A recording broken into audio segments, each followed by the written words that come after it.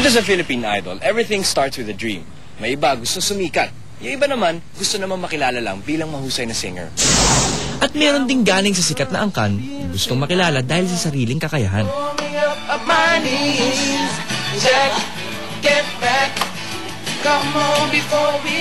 Maraming nagsasabi na malaki yung potential ko na pumasok sa showbiz kasi nga lolo ko raw si Dolby. Yan nga. Maraming na nagsasabi na pati ka mag-artista, di ka maganto. Pero basta gusto ko kasing yung kagaya ng ginawa niya dati na nagsimula siya sa maliit na parang pa-extra-extra, ganun. Parang gusto ko rin pagdaanan yung ganun. Tapos hindi ko muna sinabi sa kanya na nag-audition na ako rito. Hello. Roel Quezon. Mukhang matindi yung apelido mo. Related ka ba kay Tito Dolphy? Yes.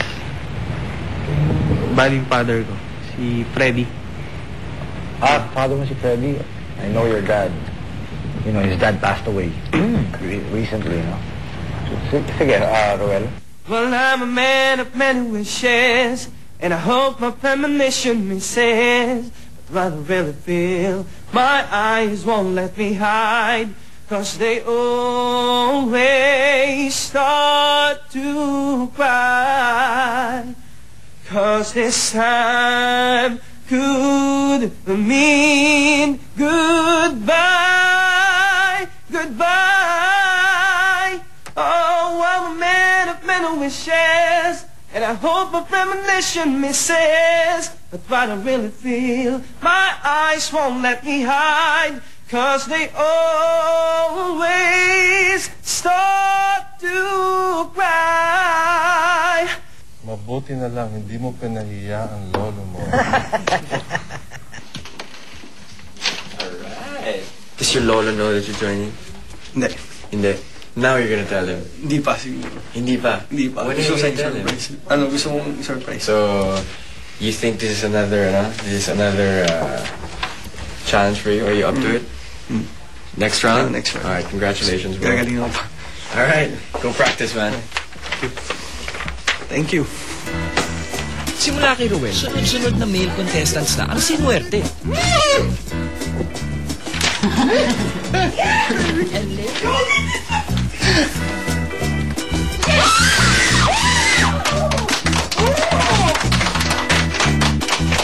Yes, I got it!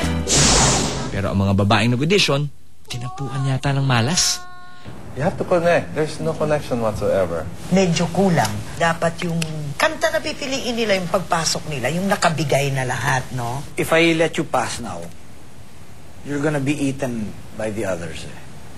Obviously, it was no fun at all for the girls. Kung nagdadalamhati sila, siguradong mas lalo na ang mga nanay na kasama nila. Oh, Ruby. Oh, I'm so sorry, sis. It's okay. It's alright. Pero bilib ang idol sa fighting spirit ng isang nanay sa pila. Patay mo kung bitawan na. Pinanganak ko siyang normal, pero yung katulong namin, nasundot yung tenga niya. So, nagkaroon ng infection, kaya may hearing impairment siya, moderate, mga 35 decibel. Pero gifted siya yata simula nung pinanganak ko. So, kahit na meron siyang hearing impairment, maganda yung pagkakanta niya, hindi siya nadisintonado. Talagang paglalaban ko na makita ng mga tao, may talent siya. Pag-ibig sa ating kapwa-tao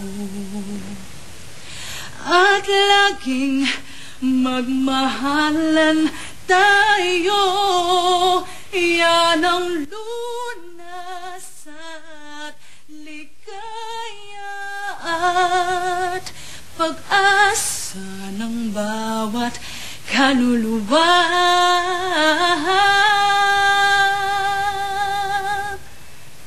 Yan ang hiwaga ng buhay ng tao. Salamat, Erica. Paano naman kayo yung stage, ma'am? Kinakabahan ako at the same time. Sobra, minsan nagagalit na siya sa akin. Lahat yung makeup mo, o yung mag-lipstick ka, lahat. Kumbaga, Why? from physical to emotional to spiritual, o nagdasal ka na ba? Yun, yung lahat ng aspect. Is your mother with you? Opo. Alam mo, first time namin gagawin to. Oo, for you.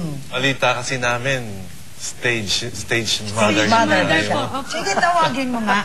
Sige, please. Dalawa lang.